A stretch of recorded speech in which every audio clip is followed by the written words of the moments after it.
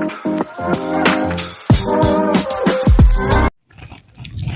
Friends, स्वागत है आपका मेरे यूट्यूब चैनल में। आज मैं फिर आप लोगों के लिए एक न्यू टॉपिक लेकर आया हूं, जो कि अल्टरनेट ईयर ग्रेजुएशन में पूछा जाता है। तो चलिए क्वेश्चन को देखते हैं। पल्लवों की सांस्कृतिक उपलब्धियों का वर्णन करें। तो चलिए इसका आंसर देखते हैं। दक्षिण भारतीय इतिहास में पल्लवों का काल अपनी सांस्कृतिक उपलब्धियों के लिए विशेष रूप से जाना जाता है। उनके शासनकाल में कला, साहित्य और धर्म के क्षेत्र में काफ़ी प्रगति हुई। तो मेनली पल्लवों का काल सांस्कृतिक साहित्य के लिए ही जाना जाता है। पल्लवों के बारे में संस्कृत भाषा में लिखे ताम्रपत्रों से होती है, जिसमें स्वयं पल्लव राजाओं और युवराजों का उल्लेख मिलता है। पल्लवों ने अपने लंबे शासनकाल में दक्षिण भारत में जो सांस्कृतिक उपलब्धियां प्राप्त की है, उसका वर्णन निम्नलिखित है। तो पहला आता है स्थापत्य एवं मूर्तिकला। पल्लवों के शासनकाल में द्रविड़ शैली की स्थापना हुई। इनके शासनकाल में मंदिर निर्माण और मूर्ति निर्माण की परंपरागत शैली से हटकर एक नई शैली का विकास हुआ। यद्यपि इनकी वास्तुकला एक सेतु का काम करता है। पल्लवों के पहले पहाड़ों को काटकर गुहा मंदिर बनता था तथा पल्लवों के बाद पत्थर को काटकर स्वतंत्र रूप से मंदिर का निर्माण होने लगा। पल्लव इन्हीं दोनों शैलियों के बीच जोड़ने वाला शैली का विकास किया, जिसे 4 श्रेणियों में विभाजित किया जाता है। मतलब पल्लवों से पहले पहाड़ों को काटकर मंदिर का निर्माण किया जाता था, परंतु पल्लव शासन काल में बड़े बड़े पत्थरों को काटकर मंदिरों का निर्माण किया जाता था। और इन दोनों शैलियों का समन्वय हमें पल्लव काल में देखने को मिलता है। तो पहला शैली आता है महेंद्र वर्मन शैली। पल्लवों के काल में इस शैली में पर्वतीय चट्टानों को तराश कर मंडप के रूप में मंदिर बनाए गए।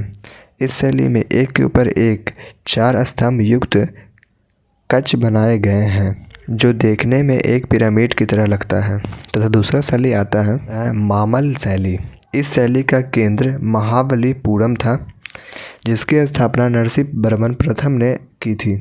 इसके अंतर्गत समुद्री तट पर कठोर पत्थर की चट्टानों को काटकर मंदिरों और मूर्तियों का रूप दिया गया है।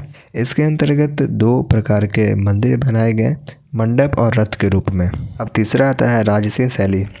इस काल में पाषाण खंडों को काटकर चिनाई विधि से मंदिर बनाए जाने लगे। इस शैली के निर्माण से मंदिरों का निर्माण कहीं भी और किसी भी आकार में बनाया जाने लगा। इस शैली का सबसे महत्वपूर्ण मंदिर कैलाशनाथ मंदिर है। इस शैली में पहली बार गोपुरम तथा चारों ओर प्राकारम बनाने का उदाहरण मिलता है। अब लास्ट आता है नंदी वर्मन शैली। इस शैली में पत्थर काटकर स्वतंत्र रूप से मंदिर बनाए जाने लगे, जो काफ़ी छोटे होते थे। ऐसा प्रतीत होता है कि ये मंदिर बड़े मंदिरों के केवल नकल के लिए किए गए हैं। पल्लवों के शासनकाल में वास्तुकला के अतिरिक्त मूर्तिकला का भी विकास हुआ।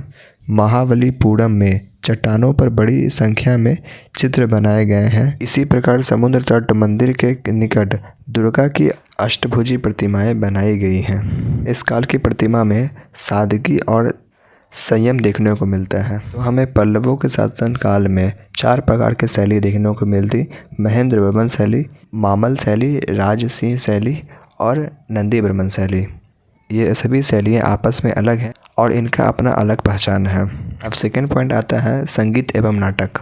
पल्लव राजाओं ने संगीत के प्रति अपनी रुचि दिखाई। राजाओं के राजसभा में नाटकों का मंचन होता था। नरसिंह वर्मन द्वितीय ने वाद्य विहार और बीना नारद की उपाधि धारण की थी। पल्लव काल संगीत और नाटक में भी प्रबल रहा। यहाँ के राजाओं में भी इसके प्रति काफ़ी रुचि देखने को मिलती है।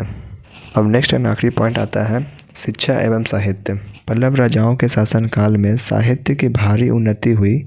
उन्होंने अनेक विद्वानों को संरक्षण प्रदान किया, जैसे हार्वी, दंडी, पेरुनंदे वनार को संरक्षण प्रदान किया। महेंद्र वर्मन प्रथम स्वयं विद्वान था, जिसने मतविलास प्रहसन नामक ग्रंथ की रचना की। पल्लवों के शासनकाल में उनकी राजधानी कांची दक्षिण भारत में शिक्षा एवं संस्कृति का प्रमुख केंद्र था। यह संपूर्ण दक्षिण भारत का प्रमुख केंद्र था। यह संपूर्ण दक्षिण भारत को प्रभावित किया और भक्ति आंदोलन को जन्म दिया। तो हमने इसमें देखा कि पल्लव किस प्रकार सांस्कृतिक साहित्य और मूर्तियों के साथ साथ शिक्षा साहित्य को भी किस तरह से बढ़ावा दिया।